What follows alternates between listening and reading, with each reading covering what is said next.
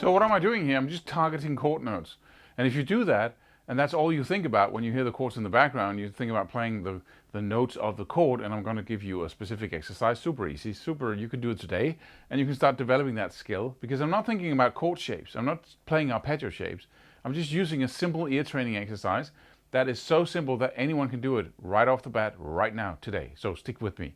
But let's just look into it. What are we really trying to do? We know this fact that, hey man, when we're improvising, we should target the chord notes because they sound really good. Also, a melody is nothing but walking from chord note to chord note, using the scale notes that are not in the chord as passing notes. So if you're playing in the key of C major and you have a C major chord, you're basically playing the C major, right? Let me just put the C major in the background here. Right? And then I'm just going to play the C major scale. And if I want to create a melody over this chord, all I should do is I should play chord note. This is a chord note. That's a chord note. This is not. But it's still in the C major scale.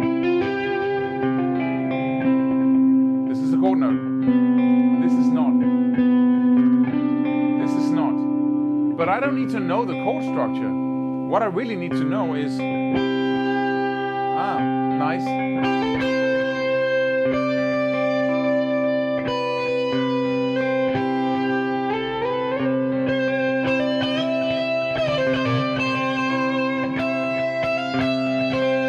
Right? All I need to know is I need to walk around the scale, whatever big or small shape I'm using, and then see if I can create a melody that sounds really good over that chord. Does it sound like I know what I'm doing? No fast playing, no licks playing, nothing like that. I'm just testing out different notes. All right? In that, it might be a 6-note shape in the C major scale, whatever scale fits the thing, right? And then I'm basically using my ear to figure out what notes are really sounding great, and those notes that sound great are in the chord already. So I don't need arpeggio scale shapes. You might say, but that's a slow process, Claus. That takes forever. I have to use my ear to hit the right note. Also, the next level, just to be sure, right? The next level is to take 2 chords and take a C major and then a G major, for instance, right? And record that. You can do this with all kinds of chords, and wherever you become really good at that just one chord or those 2 chords, it expands into your playing. This is an exercise to train your ear. This is not an exercise to use a C major scale or a C major. And then you can look at all the other chords that you might be practicing with all the other scales. Nothing like that. The skill is the ear training. The focusing on whether or not that notes sound good or not, and then finding the right notes. That's the skill. And you can do that with any scale.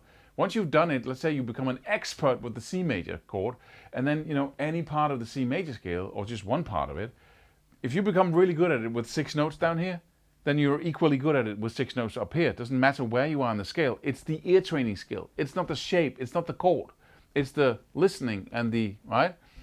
So let me say the next level of exercise is to say, I'm going to do 2 chords. So I'm just gonna have this first, the C major, right? Let it hang there for a while, and then the G major. Oh, that doesn't sound too good. Right? And then C major again. And then I can investigate. Whoops.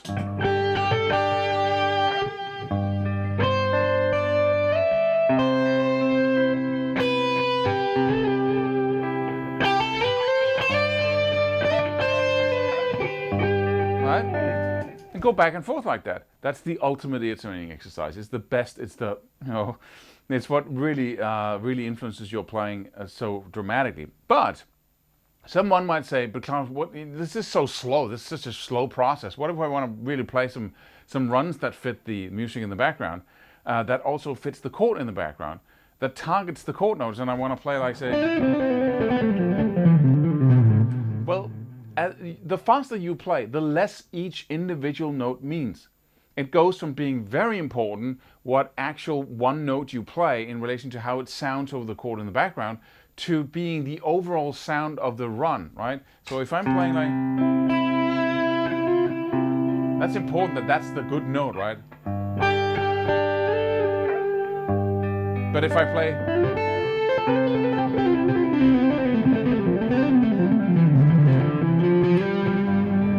as long as I rest back in.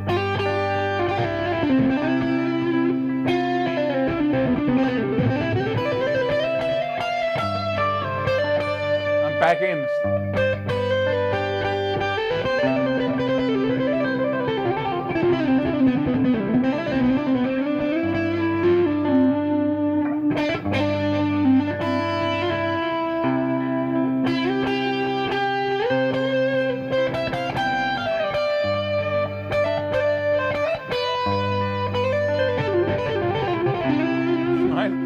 So the faster you play, the less each individual note means, which makes this little practice regimen every single day, one chord or two chords, and really be high standards to how the note sounds. Don't just go improvising and then forgetting about what you're really doing. Really use your ear to make sure that note you play every time the chord changes is the perfect note. It sounds like a melody instead of just a random note, right? Okay. So with that said, my name is Claus Levin. Don't forget to subscribe, hit the bell icon, go download the free course. Yeah, only $99.95. See you in the next video.